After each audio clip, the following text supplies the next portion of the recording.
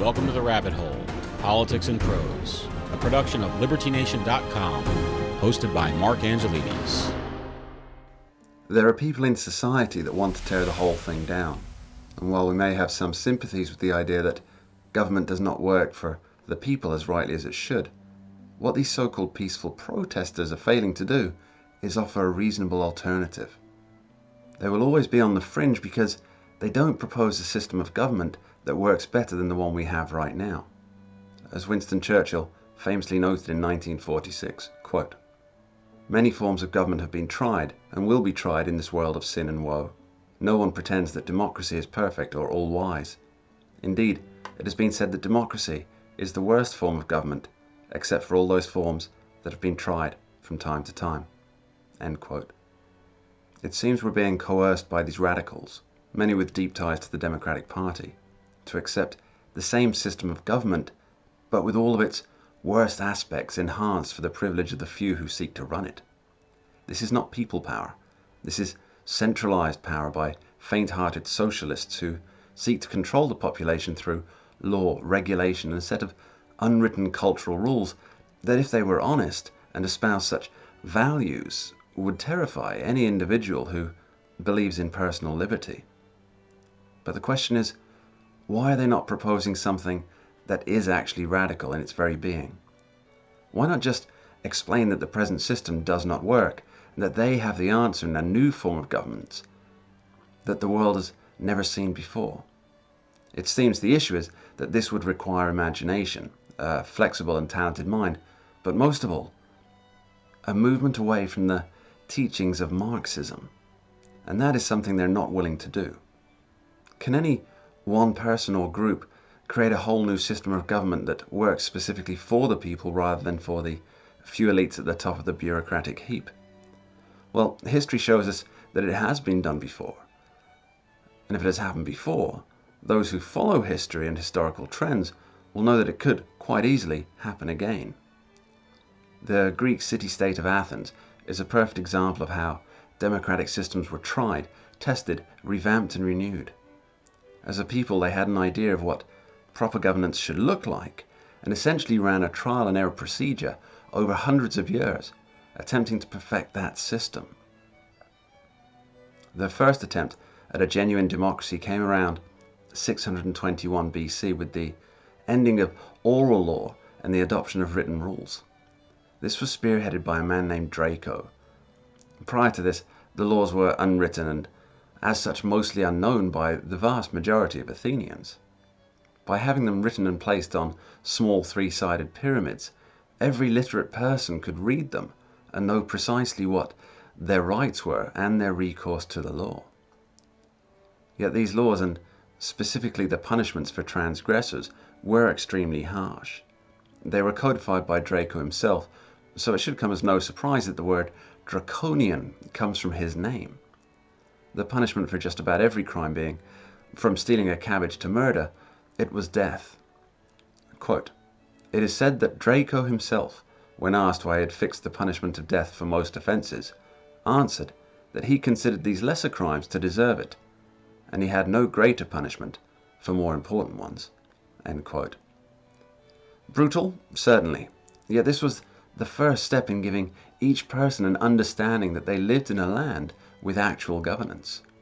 That, great or small, there were things they could not do, and by extension, that could not be done to them without consequence. 594 BC, this system was updated by Solon, an ancestor of Plato, to whom the original account of Atlantis is credited. Solon brought about several reforms, the first of which being to do away with Draco's draconian laws for all those except homicide. At the time, Athens was run exclusively by a group of 9 archons, or rulers, each of which came from a noble house and was likely very wealthy. He expanded the franchise to include all other subsets of society who had always been excluded before, although this still included a limited number of people. He also stopped the use of slavery for the collection of debts from fellow Athenians, and, perhaps most importantly, created the right to a jury trial.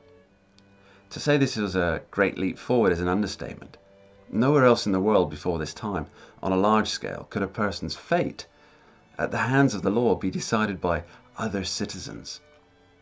Before this, it was most often at the decree of a ruler or an assigned justice to make the decision. It was the first step to making all people equal before the law, and it's something that's been valued by people ever since. He introduced a series of other reforms that covered property, sales, tariffs, trade, morality, and just about every subject you can think of. He then went traveling.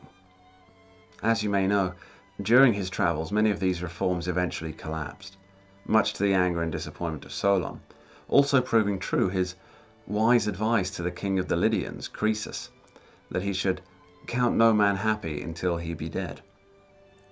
Athens once again fell to the dictator. The rise of tyrants is something we see throughout history, yet they do not always assume power through force of arms or trickery. Some dictators are handed the position by a grateful public who see the need for strength or leadership. Other men are almost forced into the position and then try to get out of it as soon as practical. But sometimes it takes brute force to remove those who seek to hold power indefinitely. Such was the case in Athens. Hippias was that tyrant of the Athenians. He ruled the state from 527 to 510 BC after his father, who came to power with the collapse of the Solon reforms. His stranglehold, it appeared absolute until Cleisthenes, an exiled lawgiver, asked the Spartans to help remove Hippias, which they did. But here began a long period of mistrust between Athens and Sparta. The Spartan king Cleomenes, he helped overthrow and exile Hippias, but then thought that his kingdom deserved to rule Athens. He tried to put his own man into power to run it as a vassal of the warrior state. Fortunately for history, the people of Athens rose against another all-powerful ruler, and Cleisthenes was brought back to Athens to begin his influential reforms. Most notably, he instituted a system whereby all citizens were equal. It was, of course, a time when only the men were classed as citizens, however. Cleisthenes is known as the father of Athenian democracy. It was under his direction that regular people became the power source. The word democracy, it actually derives from two words, demos meaning people and kratos meaning power or force. He instituted 10 tribes based not on family connections but on area of residence known as demes. Each deme would send a number of people to help run Athens, so all areas were represented. And these representatives, they were changed regularly so as not to allow one person or one tribe to build up too much power or influence. The government positions were quite literally filled at random to stop men of influence securing privileged positions. Each day brought a new ruler, meaning that every man of Athens could one day be the ruler of Athens. It's quite a powerful notion. Cleisthenes, he also introduced a safeguard against those that would buy influence through their clients or friends. It was ostracism. If a person grew too powerful, the citizens would be called, and of those who attended, if a plurality agreed, the man would be sent away for a period of 10 years. It was thought that such length of time would be enough to break the web of influence that he may have spun. Athens over the centuries went through many iterations. Sometimes they failed, sometimes they succeeded. But after each fall, they would try again to build themselves in a better image. Something better than the one that went before. It was a process and indeed a struggle.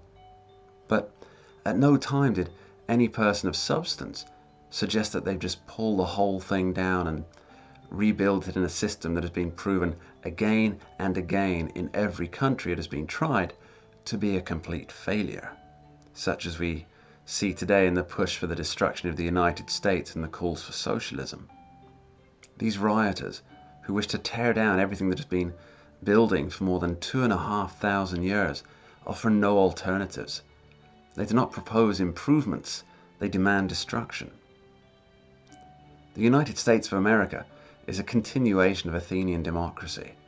It is the next iteration in a project that as the interests of all mankind, and it's lasted millennia. Has it reached its perfect point? Is it the pinnacle of human history? Clearly not. But perhaps that is the point. It's a project that should never be finished, should never dare people to say that we have completed the human experiment and this is our result. It's not the demands of those who can only destroy that will move us forward as a species. It's through careful refining, consideration, and above all honesty that will continue to make the dream of democracy grow. Go deeper on the topic discussed in this video, head on over to one of these links here or go to our Liberty Nation Roku channel. Thanks so much for watching, and don't forget to subscribe and hit the notification bell for Liberty. The Rabbit Hole, Politics and Prose, a LibertyNation.com production.